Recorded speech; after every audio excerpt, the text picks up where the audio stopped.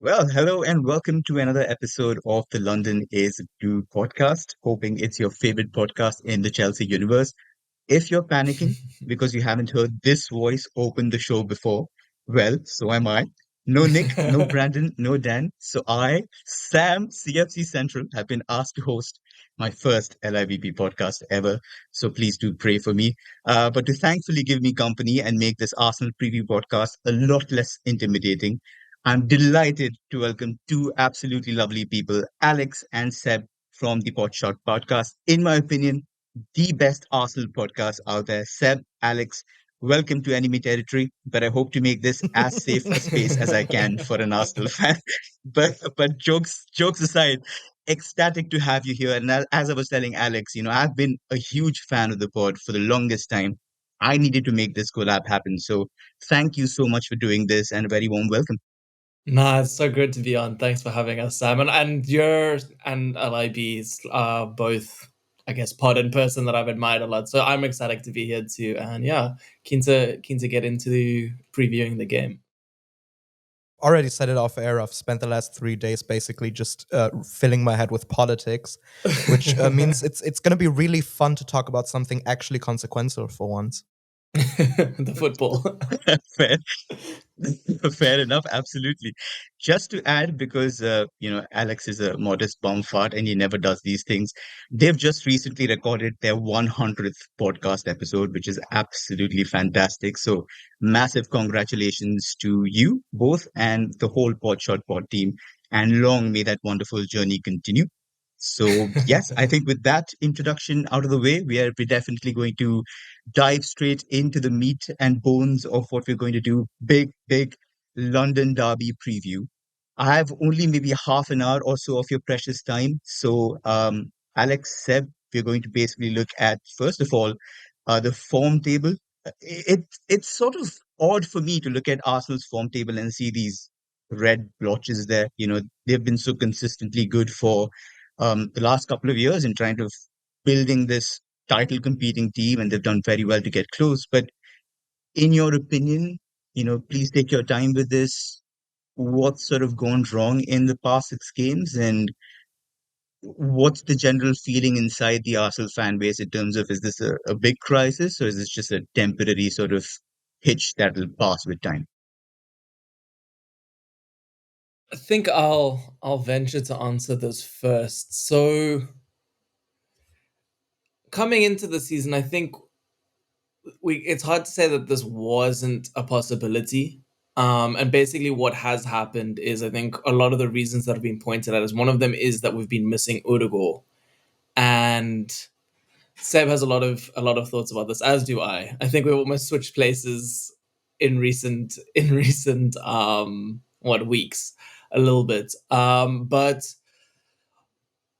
if we kind of go into, I guess, Arteta's sort of meta and I think or tactical model since 22-23, right? Where we play that really positional but really fluid, free flowing football with, Zinchenko being a core part of it, having a nine like Gabby J who drops in, and then obviously having Udogo who kind of was a little bit higher up but dropped in. We had a lot of technical players in the middle and we played really, really well through it. In a way, we were almost predictable in what the system did, but not in a bad way, in a way where it's predictable because it was so effective that we could just play through the opposition like that. However, what was maybe our undoing that season alongside like the reason I think we get it over the line if Saliba doesn't get injured, but he did get injured. But I think also him getting injured and us suddenly falling off is kind of highlighted to Arteta what I think the problem was, is that we just didn't have enough physicality and duel winning. And as soon as we lost someone like him, obviously Rob Holding coming in, it's a huge step off, and Arteta at the time didn't adapt our tactics enough. But so we ended up, trying to use Holding in the way we used Saliba, which just made no sense, and we were punished for it, right? But I think what Arteta really took from that is that we needed to be even more physical, something that he'd been trying to achieve, but I think and I think you'd agree with me, Seb, from that moment, I think I always look back at where we kind of just got dominated by City. Was it 4-1 in the end, even though we were kind of outplaying them at first, but then just a couple balls fell Holland's way. He bullied our centre-backs. The game ends 4-1, right? I think from that moment, Arteta's mindset has been just being so dominant and so focused on duel winning which is part of his model, as I said, but even more so now. And I think last season it started off in that same way where I think we started 23-24. I think we got a bit lucky in 23-24 in the first, let's say, 10 to 15 games of the season where we were playing pretty stodgy football, and that was very focused on some of the things that, deal winning and being really, really tight defensively. But we had a lot of moments go our way. So we still look pretty good coming out of that run. But at the time on Podshot, we weren't or at least I wasn't particularly enthralled by the football. But what happened is we did make some tweaks after a pretty bad December run where we worked quite famously in Dubai on our set pieces, and we came out just heroically good at set pieces. But the other thing is we started, and we had been using it, but very, very notably, a lot more we used Odegaard, a lot more in build-up and building around Declan Rice, who, fantastic player, fantastic defensive player, but had been struggling to build, we'd been struggling to build, in my opinion, out of build-up with him in the way compared to how well we were and how good, compared to how good we were at it with Zinchenko and Partey at the base in 22-23, right? And I think it's kind of continued that way. But what's happened this season is when we lost Odegaard, we kind of lost the tactical and technical reference point of the team. And Arteta's whole, I guess, idea was just to lean in on being physical and winning the physical duels. And it's worked, but something we've noticed, and I didn't anticipate enough this season, is I think it also just tires the players out. And we've got a little bit worse at winning those duels. We haven't won as many. We don't as dominant in every duel. And you see that in the Bournemouth game. I think you see that in the Newcastle game. That's why we're starting to lose these games. And at Potchat, I think our big, definitely Seb and I's big point of irritation with Arteta at the moment is that he is leaning into this as a model of just trying to be so tight at the back and have as little variance as possible, but then kind of try ride your luck on moments and just winning these key moments to get wins, kind of like we managed to do in 23-24 at the beginning of the season, where we weren't that good, right? Or in my opinion, we weren't as functional as we were in the second half of the season. But it's a strategy that, to us, as good as we have been, and I'm a big fan of Arteta, coming off quite critical after this run, but I think it's just explaining maybe the downside, and we're seeing that with Arteta now, at least where he is as a manager, is that this sort of attitude of always choosing to try have as little variance defensively and then just hoping for moments in attack has led to these games where, especially when we lose that little moment defensively and we concede a great goal like we did versus Newcastle, or a mistakes like versus Bournemouth, it means we just can't get back into these games offensively. And he's not at the point yet where he's ever, until it's around the last 10 minutes of the game, or really the game, it's like 2-0 down and you have no choice but to really try go for it in the last 10 minutes, that Arteta actually tries to put his foot on the gas a little bit more, attack more, and ride our luck a little bit more defensively. And that's sort of been where Arsenal are at the moment. And I guess my final point is Lorcan puts it really well, where he says, at the moment, we're a team that Arteta has created that can really fight and be competitive in any game state versus any opposition in any sort of context, right? But isn't really amazing in any context at the moment. And that's sort of been our problem. And we have been a bit unlucky this season, but I guess that's the difference between now and last season, is that those small moments haven't gone our way. Yeah, that's actually a great answer for me, because I've been looking at what Arteta's done, and again, friend of both pods, John McKenzie repeatedly calls Arsenal as one of the best out of possession teams in the world. But just to give you context, last season Arsenal were third for shots and goals in the league, currently sitting 10th for shots, already 57 behind City after 10 games. Non-penalty expected goals per game last season 1.80, this season 1.55. So, Seb, I'm just going to throw this to you. Do you feel like this entire obsession with having physical, dual-heavy players, is it affecting the balance of the game? You also mentioned, key players being missing, games like Newcastle, where I think with that 4-5-1 out of possession, you had to exploit players between lines, but there just wasn't anybody there for Arsenal. taking those opportunities. Do you feel like that's been, an issue with Arsenal this season? I think that's been an issue, largely speaking, for the last 18 months. And we've sort of gone in and out of how much that actually affects the team's performances due to varying factors.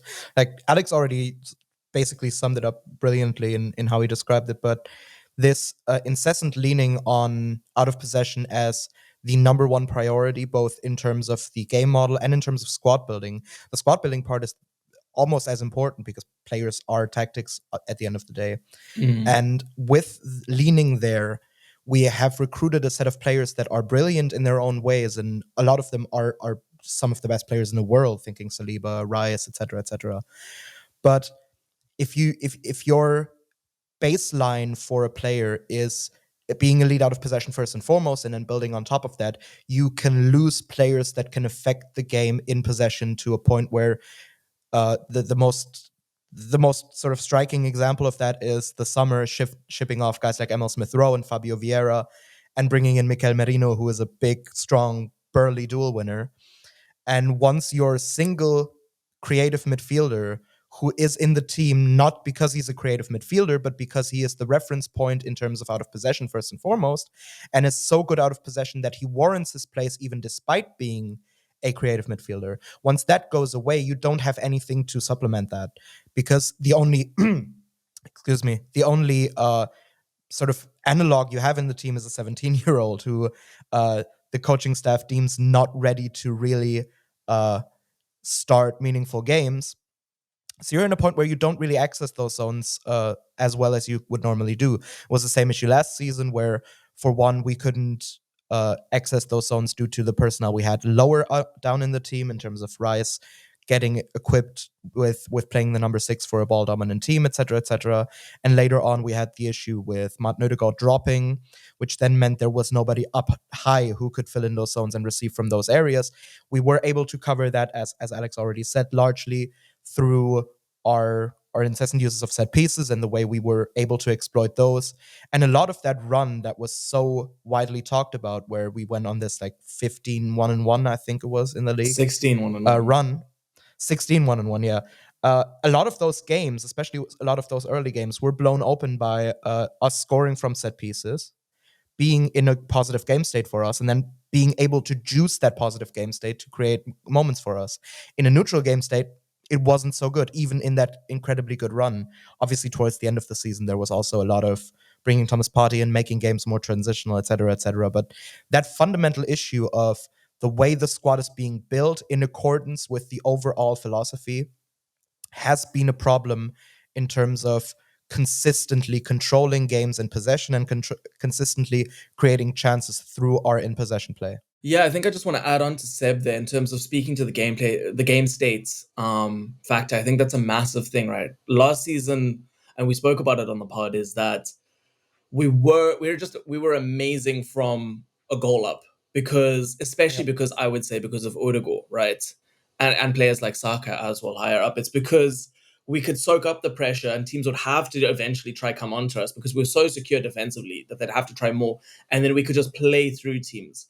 What we've kind of suffered now without Odegaard is that, in my opinion, we don't actually have a player who can almost slow the way we play through teams at the moment and control it a little bit more. That almost, even at higher game states, we're sitting even deeper now because we need to go direct and we don't want to, start playing with a higher line, going direct, and then finding ourselves getting caught out in like a very transitional game. So what we have to kind of do now is we do play in these waves, whether we're chasing games or whether we're defending games. Our attacks kind of come in waves rather than asserting this control. And I think that's also what's created a little bit more vulnerability or taken our ability to control games even when we're ahead out. Having said that, we're still a fantastic team when we're ahead. So I think, to maybe, not to get ahead of myself, but I think this game is one of those ones that will be decided by who scores first, very likely, just because that's how Arsenal games are playing out at the moment. You can look at two of our three most recent Champions League matches are a perfect representation of this. There's the 2-0 win versus PSG, where we scored two goals of not fantastic open play structurally, but some really good moments. One being a fantastic ball from Trossard to great habits arriving, and Donnarumma not doing the best job to kind of come out and claim the ball. And then the other one, Saka scoring a free kick from frankly where he shouldn't, and Donnarumma should have done better again. After that, we were comfortable. It was very hard for PSG to break us down. We sat deep. We allowed them a lot of the ball, but we're very comfortable in those sorts of states, right? But then you also look at our most recent one where we lost 1-0 to Inter, and they scored off a penalty, and we just couldn't really come into the game after that. We started having a lot of the ball. We actually did start looking quite threatening near the end when we'd thrown out, I think, the right players, something that Arteta's been reticent to do earlier. But even though we ended up winning on XG and stuff, it's because Inter allowed us to have the ball, knowing that we weren't really going to manufacture these clear-cut chances that big teams, ideally want to be creating. And that's sort of been the problem is if we get a goal ahead, I think if we got a goal ahead against Newcastle, we would have been fine, especially because of the type of team that Newcastle is. They're very much similar to us in that respect, right? But as soon as we fall behind, I even said on Twitter, I think this is going to be a huge challenge for us. Interested to see how it goes, and it kind of played out exactly as I thought it would. And it does speak, I guess, to sum up the problems going back to what Seb said about like squad building, right? It's because we don't actually have the guys in the team to replace Odegaard, because everyone that Arteta's been bringing on in is more like physicality first rather than technicality. And Odegaard's just such a good player and being such a key member under Arteta, and it is his tactical brain on the pitch that he manages to get by without being this huge deal winner. And of course, he's the lead of our press, right? So he has his out of possession value. But the only guy we have there, when Seb was talking about the 17-year-old, that's of course Ethan Nwaneri, who I think a couple of us have been saying he So should be good. playing on the pod. Less So so. good. He's So amazing. good, yeah. And then Genuinely amazing. we're not even saying he should play because he's so good. Or he makes sense within the team. There's no one else who actually really fits that Odegaard role unless you somehow want to push Saka. Also very, very good, right? Probably could, but then you're taking away our right winger. Yeah, I think Alex, like for me to explain it in Chelsea terms with the squad building that Seb said, and in terms of player profile, it's what we call the Caicedo paradox. He is the best guy screening the defense, but he's also the best guy winning the ball ahead, while Enzo and Yeah. Lavia are sort of like in the middle of both profiles, and you generally don't know what to do. Like, should he be Kante, where you just allow him to do his thing, or should he be helping us defend transitions? And we haven't figured that out as yet. I think Chelsea's danger comes there in terms of just losing the ball and then realizing Lavia's too slow, Enzo's too slow, Caicedo is helping four other people, and it's just three players backpedaling and trying to put out fires. So I can completely understand the Odegaard angle from that perspective. But from an injury standpoint, if I had to sort of throw this back to you, I was watching the Liverpool game for this preview, 2-1 up at halftime, then then Gabriel goes off injured. Then Timber goes off injured, and 5 minutes later, 2-2. So, on a scale of 1 to 10, if you had to sort of pick out how bad the injuries have been, we've talked about Odegaard, but maybe like Rice's absence, maybe Calafiori. I was listening to the pod there that you did on Podshot about how Martinelli's also sort of struggled because Calafiori coming in sort of has a better dynamic there. So, what's changed and how bad is it for Arsenal this season? Sab, you can take this one. um, I think the number of injuries we've had is like in accordance with what every team sort of has around this time of year and around this sort of period in the season. It's just hit the wrong players, quite frankly. Like we have two, what I would say are single points of failure in this team, and they are Martin Odegaard and Bukayo Saka, with Saliba sort of being a almost third.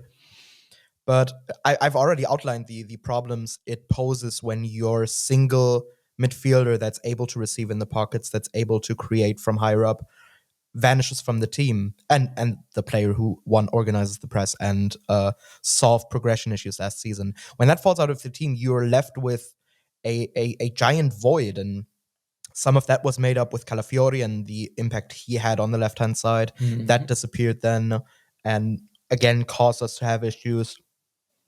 Um, and from that perspective, it's you've asked this of 1 to scale the scale of 1 to 10 question. I think I'd put it at a 7. Like it's not it's not catastrophic where you aren't able to coherently play football anymore, but you are missing a fundamental piece of the way you want to play, and you're missing a few pieces that could be able to aid you in getting back to where you sort of should be. So it's bad, and it's bad considering the squad building we've done over the last 18 months. But it's not. It could be worse, I suppose. I think Definitely. losing I mean, both. I'm a Chelsea fan. Sorry, I'm a sorry. Chelsea fan, Seb. So it's been a nine for us every single season for the past couple of years, where we had all sorts of no Reece James, no Chilwell, We're not no at Mount. 23-24 Chelsea yet, no. Yeah, that was devastating. We have 11 goalkeepers now just to make sure, nothing goes wrong. So that's how traumatic the entire experience was. But no, I think that's a fantastic answer. But the next question is something that I probably won't.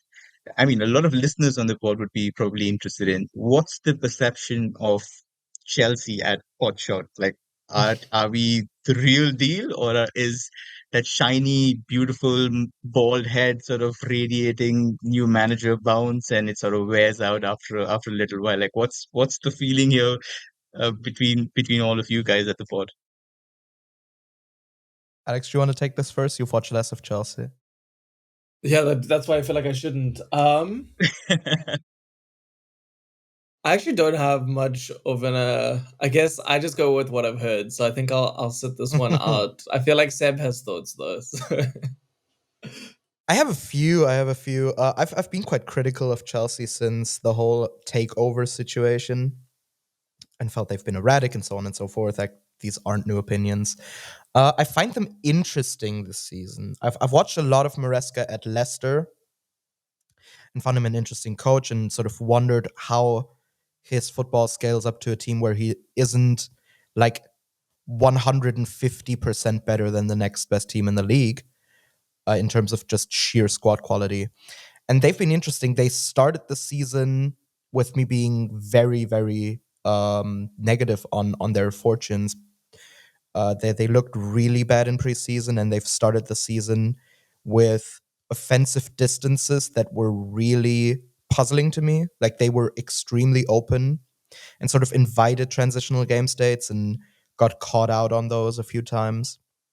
But they've consolidated since then, and they've been better. They look more like a Maresca team I'd imagine them to be in terms of their overall quality. They already do a lot of the stuff Maresca wants them to do.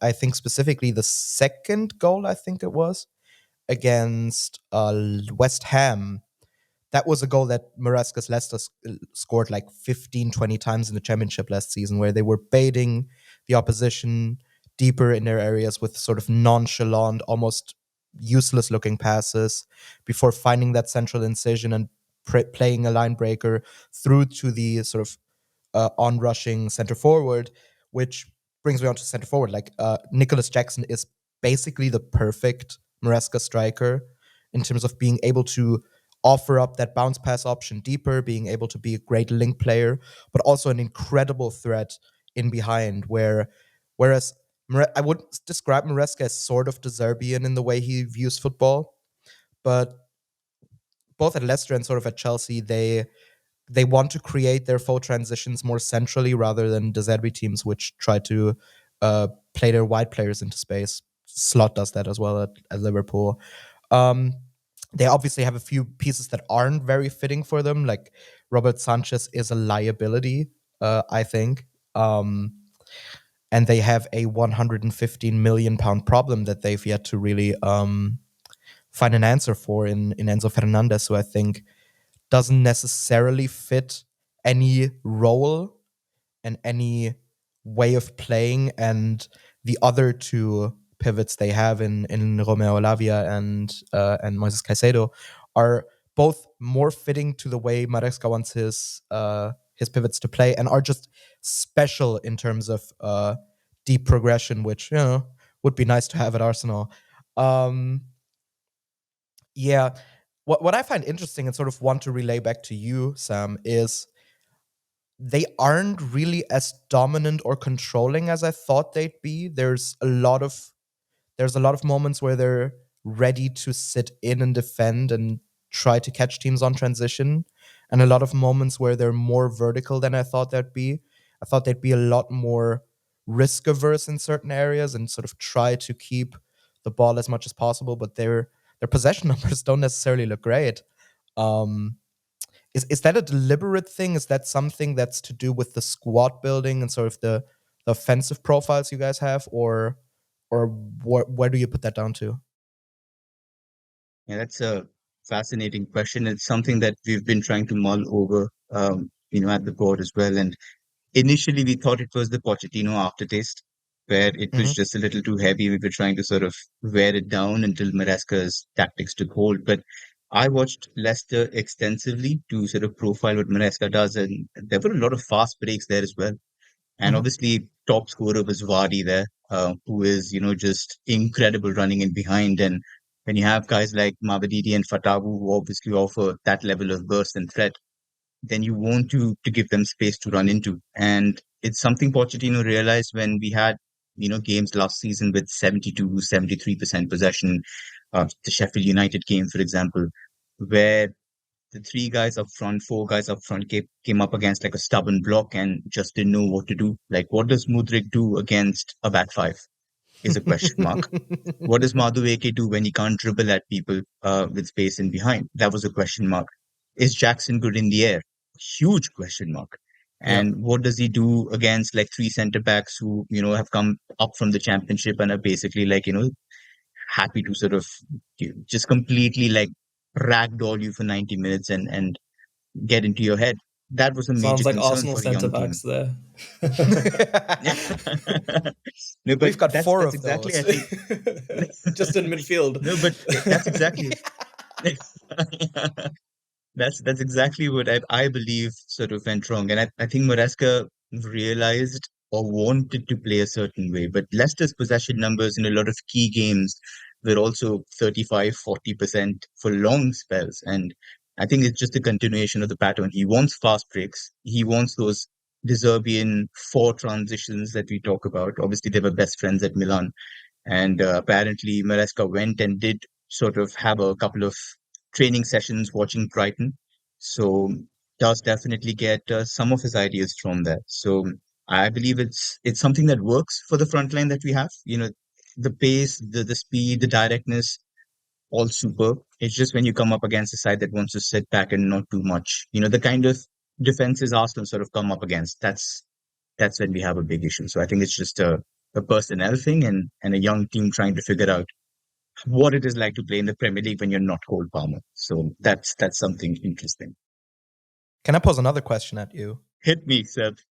Uh, where do you think the press is at the moment for Chelsea? Like when I've watched them, they've been sort of middling in the press, but better when they're situated in their block. But then then I watched the Noah game yesterday. It's sort of preparation for this one, and you guys just scored off every high turnover, and it was kind of strange. And I think a lot of that is down to the opposition not being very good, but it did look a lot more coordinated, especially with midfield jumps. Is that a theme or is that sort of a one-off you've realized now? So the Noah game was 100% the wrong game to watch because it's basically none of those players are going to play against Arsenal. None of Yeah. them. There's a question mark on Cole Palmer. So obviously we are deliberating in terms of who makes the step up. And Kunku played a full 90, so we're thinking it's not him. Enzo was hooked off at halftime. So there's again like a question mark whether he comes in as a number 10. So we're just still trying to figure out what Maresca has in his head. But I think you've hit the nail on the head for a lot of the people that talk about the press. I think it's been somewhere between average to above average. I wouldn't say it's excellent.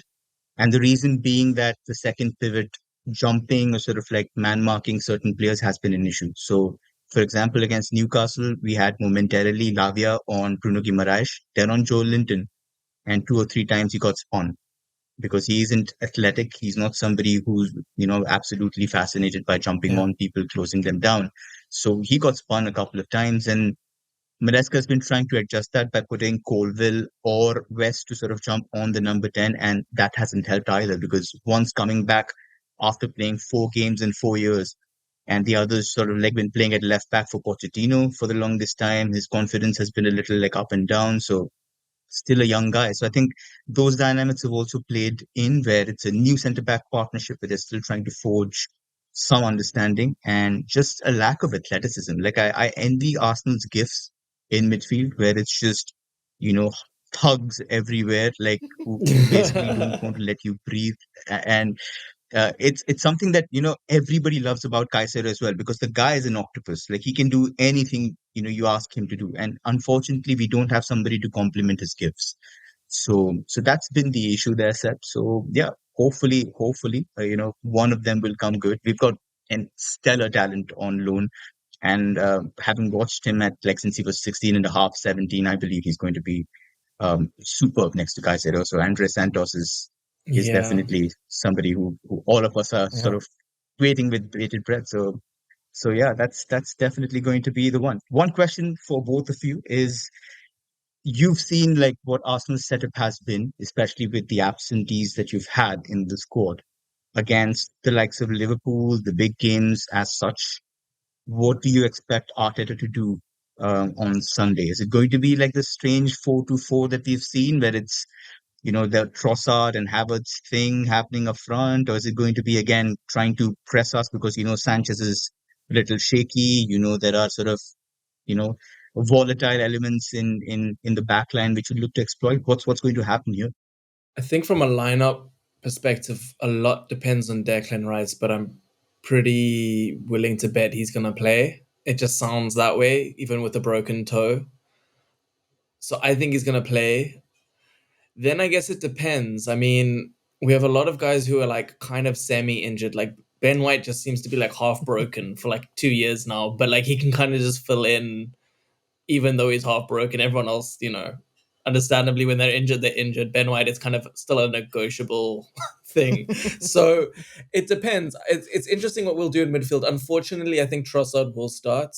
He's not who I'd want to start this game. I would want to see if we're going to do 4-2-4 things, I would want us to do 4-2-4 things with Gabriel Jesus in Trossard's place. Probably Martinelli on the left wing, Saka, of course, on the right wing, and Kai as the other dual nine.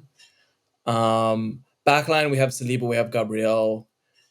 Left back, I'm guessing, will be Timber. And then I guess it depends. So, right back, if White starts, then I think the midfield will probably be Partey and Rice.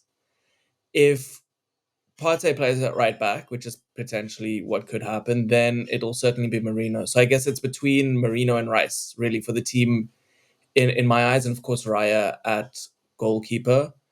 I'm interested, Sam. I think you've watched a little bit of us in preparation. How you think that sort of 4-2-4 lineup would go up against Chelsea? There's of course the chance that Uruguay plays, but I just would be very surprised to see him come on from the start. Personally, I would love to have someone like Jorginho in the team to give us some control. But I'm interested whether you think that this 4-2-4 that is so direct maybe does lack a little bit of like, I want to say like temperance and control. Um, whether you think that might be a good fit against you guys, or you think someone like my inclination to want like a technical and tactical leader in the team, someone who can actually give us that little bit of control, that little bit of pause in the middle of the pitch and progression through the middle of the pitch, something that we've suffered again when you've kind of seen us going back to this like horseshoe of death or U of death sort of thing where we just don't have that central incision and box penetration from the middle. But yeah, what do you think is the best sort of solution to playing you guys? Yeah, that's a $1 million question for me. I do think like without Odegaard, there's a significant difference in quality, at least in the first phase. Mm, It is, I think, notable No. that neither Partey nor Rice nor Merino are guys that can turn while receiving, facing back to goal. They're not guys who can orchestrate under pressure. That's become evidently clear. So maybe again, like building out from the back, it'll be interesting whether you try to do it against our press because I would say it's at a moderate level of difficulty. It's not exponentially tough, say like a Bournemouth, which might prove a bigger challenge. But that's again like one question mark. I do think it'll be slightly better than what you've been trying. Like Raya won't go long at the first opportunity, but if there's a 4-2-4, then I think there are rewards to be had. Like we've seen this inconsistency from Chelsea where one game we think, okay, this is what we should do. Like, for example, Brighton tried to press us and we weaved past them every single time to go long. And we thought, okay, wow, like it's finally come together for us. And, hitting four against Brighton when they were like flying was like a statement of intent in my eyes. And then the next couple of games, it was again trying to play out, and Sanchez like gives the ball away to. It's the second half. He gives the ball away right to Baleba to score, and then you realize, okay, wow, there are still mistakes in that back line. So it's a high risk, high reward strategy. I think pressing us does work, and I think Arsenal have a fantastic press. Like Havertz Mm. is a bulldog. Like he does really well. Odegaard again, like Seb mentioned, I think he also makes your press better. Just so intelligent in the way that Exponentially so, the yeah. Yeah, he's triggers, the angles. amazing. He's incredible, and the way he's super happy. I've never seen this from a number 10 as often as him, but he almost works like a defensive forward where he realizes like one guy is free. It doesn't matter whose responsibility it is. He will still chase back and shout later, and that's something that's been missing from Arsenal. So I think like from a It has. from a We've got a individual standpoint. far less aggressive mid block into high press without Hmm. Odegaard, because I think he's the one Yeah. who there's a lot of confidence in terms of when he jumps forward that gives the rest all the other lines confidence to jump forward. That I think even with other guys who are good in the press like Havertz and stuff, there's not that decisiveness, and I think that communication in terms of when to jump. So, but I don't think Odegaard will Hmm. start. So that is that we're probably going to have the sort of press that we have been having, and I'm interested to Hmm. see. I'm interested to say, what do you? I've kind of said how I think we will line up, not necessarily how I Hmm. want us to line up, but how would you like us to face Chelsea lineup wise? Ooh. It's a great Well, question. I'm obviously going to. Yeah. Yes, Ed, go on. I mean, what would you pick? Like, I'm going to throw this question right back at you. Like, where do you think, the strengths and weaknesses are in terms of like, are we there for the taking press wise? Are you going to be happy with going full burst against the Chelsea side, or just wait and figure out in the mid block what's going to happen? I keep thinking back to the first game of the season Chelsea had where they play against City, and City exploited you with those tens that were dropping into wide areas and then sort of vertical runs coming in from the wingers. And that would necessitate someone who could actually do that. And if that isn't Martin Odegaard, who I don't think is fit to start in that game, I think I'd love to see Ethan Nwaneri start. Yeah, I well, think of that's an course. unpopular opinion. I don't think he's a new guy. I don't really know how many people like him, but I'd really like him to start actually. Um, it's also why I agree with you that Alex, that I really like Gabby Jesus to start this one, Yeah. both because the whole Trossard 9 thing just isn't really working, and he's sort of run his course. It's been 10 games, 11 after the Inter, with a goal and an assist to his name. And while Gabriel Jesus has his issues and sort of isn't the player he was 18 months ago, unfortunately, where he was the best player in the world, he does he does have the ability to get holes in the opposition teams through his carrying and his dribbling, and that could be really fun and really sort of The embolden in our play. That's quite static and quite the predictable other thing when we there arrive in that final third. is, Yep, depending on how we use Gabby J, I would like to use Kai, I think, versus Chelsea. And this is less to do with Maresca's tactics and you guys this season, and more to do with my opinions on Colwell and Wes Fofana, two players I love, to be clear. But I think hmm Kai as a nine can kind of get the better of both of them in different ways. I think peeling off Wes a I little agree. bit, Yeah, and even Colwell. So, and I think just we're a better team when we can have him up top, which he's come under flack recently, and he has been poor, I think, definitely by his standards, but I think even in general, I know Chelsea fans aren't a massive fan of Havertz. I'm not sure about you, Sam, but he's been great for us in general. But he has had a little bit of a slump without Odegaard, and part of the reason is more and more we've been using them less as dual nines, him and Trossard, and more Kai's had to start trying to fill in be an eight more. midfielder Yeah, duties, which we learned last season that he wasn't really, but he's been a fantastic nine, and I think we should go back to using him as a nine. And I think I like his matchup versus your back line. So I think if we play Gabby J, and if we play Gabby J in the role that I'd like him to play, where he drops a lot more, kind of like how Trossard did when we started with the 4-2-4 right in the beginning. When it was good, yeah. When it was goodish, then I think I like that matchup. Yeah, I agree. I completely agree with that. I think as much as you try to unsettle, a backline that does not want to be unsettled, I think there is a lot of joy to be had. And the United game, it was Colville trying to jump on Bruno, and the Mm. last, I would say, two chances, big chances for United came from this one jump that he did on Bruno, and there was like a back heel flick from Bruno into space for Xerxes versus Fofana, and luckily Fofana was faster there. But there is definitely some kind of dynamic that can be exploited there. So I completely agree. So yeah, perfect. Like that, I think gives us a nice strong base to sort of build out of. This is my first pod here, so I just thought I'm going to play like a nice fun game in this preview pod. I usually keep it like very tactics heavy. So I invented a new section, copyrighted. Please do not, try to ape this. You're gonna find this on Alex, the write that next down. pod We're going to shot. use that on Podshot. Yeah. Feel free to. You guys are friends and fam, so feel free to do so. But yeah, so this is a section called "How Confident Are You?" where you have to rate out of 1 and 10 a couple of hypothetical scenarios that I give you. So you're going to tell me if it's good, if it's disastrous. You can feel free to pick a rating and justify. So the first one for both of you: Arsenal go one down in the first half. That's a very easy answer. A 1.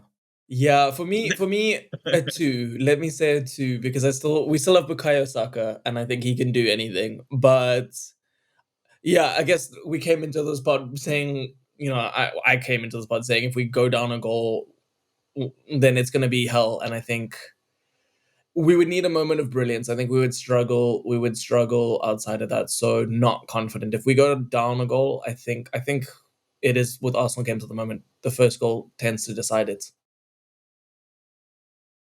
Oh wow. Okay. That'll be like a music to our ears, and we do know like a lot of important people from Chelsea listen to the pod, so hopefully that's being filtered down to Maresca somehow. The second is maybe slightly more optimistic than you guys were on the pod, but Odegaard and Rice only feature for 60 minutes. How positive would you be for the result? Only is kind of a bad qualifier here because Yeah, that that's a would be lot more than ideal. I'd had him Yeah. pencil in for. I, Yeah, I that's how I that's. wrote it only, and then you were like, I don't think he's going to start. It's going to be like 15 minutes. I was like, okay, I completely misjudged the situation. I'm gonna say I'd pretty say if confident. Yeah, if we have okay, Ode for 60 minutes, I think I'm confident. But I'm yeah, also a massive Ode fan. I think having both him and Rice is even a dud, right? I think if both of them play 60 minutes, we can get in a good position and then probably try shut up shop. So I'd feel good on a result then. yeah, I'd agree. That's a Nice. strong 7 from me. Oh yeah, sorry, we're supposed Wow. to say I'd say Damn. seven as well. We're playing the game. They're not playing the game properly. Yeah, that I'm used to Alex, so that's fine. He has to be like Yeah, I'm baby pretty fed answers. useless. That's completely fine. Okay, number three is Cole Palmer only features for 60 minutes since he's carrying an injury. What happens then? How Isn't that confident are 30 you? minutes on the dock? No, I mean I changed it to 60 after you made me feel bad for putting only in the first question. So I'm gonna like switch it to 60 minutes. Go for it. uh um, it depends on who you bring in instead. Can I ask a question maybe in the middle of this? Is what do you think of this Cole Palmer sort of record versus the big teams? I mean, hat trick against Man United. Does it still qualify as I a big said the team big or teams, like are but we I mean, he's good. Like none of us have any qualms whatsoever okay. against Palmer, and I think he's lifted us individually out of absolute stink fests just on the basis of quality. So he can like pull a 1 on 10 from occasion, and I don't think it's going to be just maybe a doubt from anybody else. I wish that defensively maybe we see a little more from him. I see Saka as like the eventual sort of frame for him in terms of reference because Saka, Hmm. even when he does have a bad attacking game, he's a menace going the other way around as well because he Yeah. double teams. He absolutely makes it hell. So again, Cole is maybe like very good in the attacking third, not as good when he has to track in behind. We're also seeing this season after that first season where, people realize that, damn, this guy is good, where he's getting double teamed, he's getting kicked around a lot more. So it's again learning process for him, but I think it gets better as the team gets better. He as a ceiling raiser and floor raiser also gets better. So But I so that's guess what I we're guess the thinking. question is, do you think that you don't think there's anything really in his current record versus the big six? I don't have an opinion on this. This is why No, I'm okay. Okay. no, not really. I don't think so. I think like yeah, it's a mutually exclusive. I wish it was a mutually exclusive relationship. If Cole Palmer has a bad game, Chelsea has a bad game. Like that often happens. Yeah. So you should have the luxury of saying Palmer's had a bad game, but he's been carried by other people, while it's been the other way around. So Okay. Okay. So Cole Palmer playing 60 minutes supposes he starts the game. And considering I've got us pretty low down on if we concede first and Cole Palmer increases the chances of Chelsea scoring exponentially, I'm gonna go with a 4. I'd be a lot more confident if Cole Palmer came off the bench because I think when we're in a positive game state, it's a lot better for us. And I think the chances of that happening are larger if he doesn't play because they don't really have an alternative that really works. I'm not a big fan of Joe Felix. More of a fan of Nkunku, but I don't know. I don't know where his problem is at the moment. So 4 for me. Yeah, I'll stick with Seb's for. I like the logic there. and you can't argue with German precision, can you? Okay, so next one is Noni Madueke isolated 1v1 against Timber. How confident would you be of him keeping him quiet? So Nani's really Mm. good 1v1 because he can just create that separation, which is crazy. And I guess the case against Timber here is he doesn't have very long limbs. So I think Nani would be able to create proper separation against him. But the nice thing about Timber is that he's like a proper bulldog of a fullback, and he's put in some really good shifts. I think he put in a really good shift against Salah. I think Salah edged that contest. But I don't think it was, I don't think Salah was clearly much better than Timber in that contest. That said, Salah isn't really about creating separation to go past. He's more about creating separation for the action, which is kind of where he got the best of Timber on occasion in some key moments. So I don't know. I just think based on how well Timber did against Salah, I think, especially with Salah, such a quick decision maker, and I think Nani sometimes, at least to me, and you can correct me, Sam, but sometimes can be a little bit more delayed. I think if Nani's not quick with what he does of creating that separation, then I think Timber will be able to just snap back in because he's a, especially right foot on the left side, he can kind of come across. So I think I'm actually gonna back my guy in this one, and I think I feel if they're isolated, which is something that I think would be prepared for in any case. Maybe this is a bit of a cop out, but I think when we allow our fullbacks to be isolated, it's because it's in a position where once they go cross, there's still a lot of guys in the box to kind of beat whether you're crossing in or continuing to attack. So I think if Nani's isolated versus Timber, I'm still feeling I'm gonna say a 7, maybe a 6 that I'm Oh, confident will win. nice. I don't I'm know. leaning Maybe I'm a 7 as What fool about well. you? I here. like your reasoning. No, Yeah, there we I like go. your reasoning. I'm leaning 7. I always like a wide forward that's presupposed to turning in on his left foot against a right-footed left back. I'm always up for those Mm. battles, especially when Timber is such a dog as he is. So I'd probably go 7 as well. Yeah, wow. I mean, I had him isolated as maybe like a potential weakness in an Arsenal sort of pretty hard to beat down block, but that's super interesting to hear. The big white player versus fullback conundrum we're gonna face is if Thomas Partey actually starts right back, and like Pedro Neto starts on the left for Chelsea. Yeah, yeah. That's the Neto bigger is problem in my 100% opinion. starting. Yeah, Neto is 100% starting on the left wing. We don't have Sancho. So definitely no other alternative. Mudrik played for a majority of the minutes against Noah, so it's definitely going to be Neto. So hopefully, whoever it is on the right wing, yeah, I mean he's good to watch, isn't he? Super quick. But yeah, the second question was sort of related to another 1v1. Martinelli against Reece James. How would you see that going?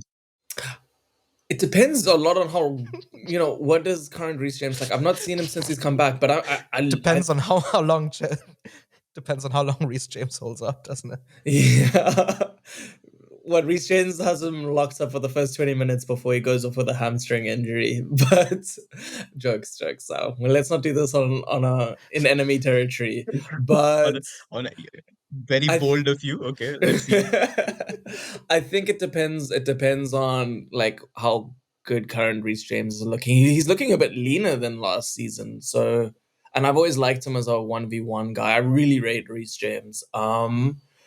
And I don't really, as nice as having Timber maybe at left back against Noni's going to be, I'm not crazy about the dynamics of that left hand side, and we've spoken about it at length on Podshot. I'm a lot higher on Martinelli than Seb is, but we both agree that he kind of does need dynamics to be able to unlock that threat. And I don't think we're gonna have that like left side. I'm not sure Marino starts.